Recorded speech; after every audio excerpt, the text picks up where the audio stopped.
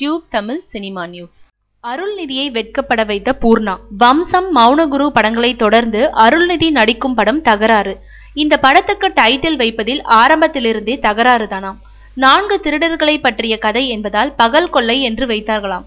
ஆனால் அருள்நிதி கருணாநிதியின் பேரன் என்பதால் அதை வைத்தே ஆளாளுக்கு கலாய்ப்பார்கள் என்பதால் டைட்டிலை மாற்ற பல மாதங்களாக யோசித்து வந்தார்களாம்.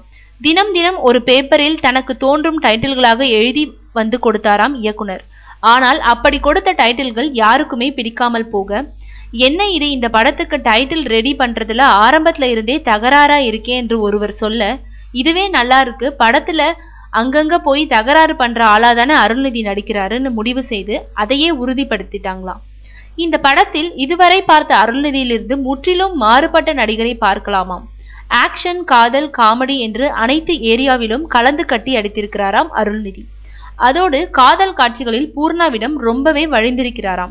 இதற்கு முந்தைய படங்களை விட இந்த படத்தில் கொஞ்சம் ரியலான கொஞ்சல் கெஞ்சல் என காதல் உணர்ச்சிகளை வெளிப்படுத்தி இருக்கிறாராம்.